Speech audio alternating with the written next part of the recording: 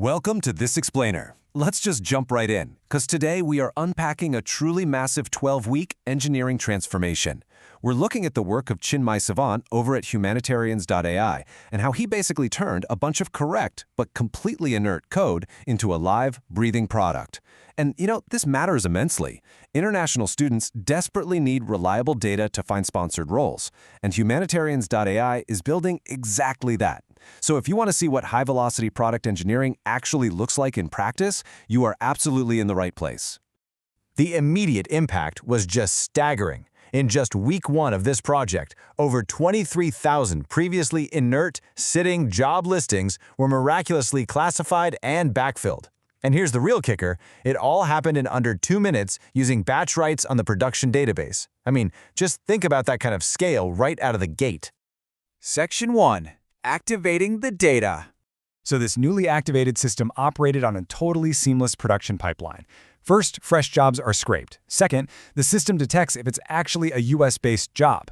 Now, this is a crucial filter step. International sponsorship laws are highly specific to US employment, right? So filtering out that international noise early on is absolutely vital.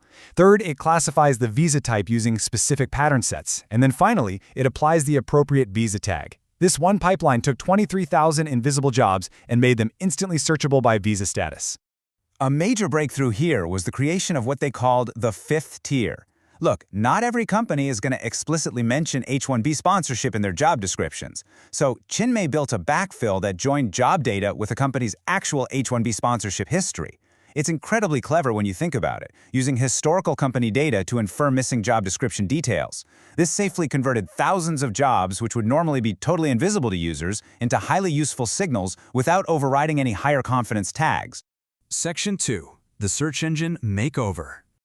Before this sprint, job seekers pages were essentially a ghost town to Google for jobs. After this work, every single job page had valid JSON LD, rich snippets, and proper canonical tags. Now, for those of us who maybe aren't deep in the SEO weeds, these tags are absolutely vital. They are the exact language Google uses to understand and categorize your site. Without them, you literally don't exist. With them, 23,000 pages became genuinely search-ready in a matter of weeks, and they completely avoided any duplicate content penalties. And we really can't ignore the modern engineering workflow that made this speed possible. Claude acted as the ultimate AI pair programmer and QA sanity checker throughout the whole project. Instead of just kind of guessing, Claude was prompted to define expected distribution ranges per tag and generate SQL sanity checks. This ensured absolute confidence before a single thing actually hit production. Section 3. Programmatic Organic Growth. Just think about the sheer scale of this programmatic strategy. The system dynamically generated sitemaps handling up to 50,000 URLs, specifically targeting 30 US tech hub cities and 15 specific roles.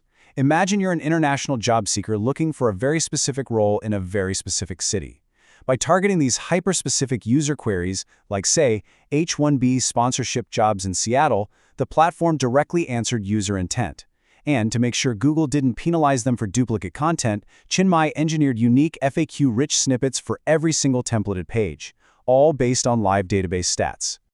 And the results really speak for themselves.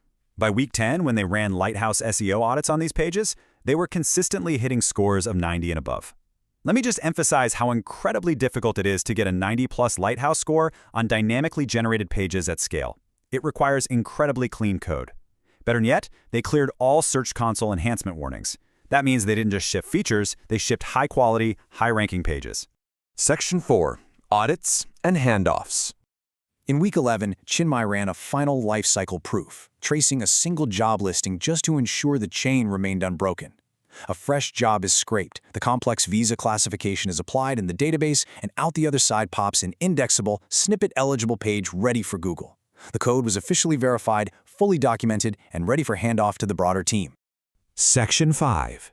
The Corporate Access Blocker.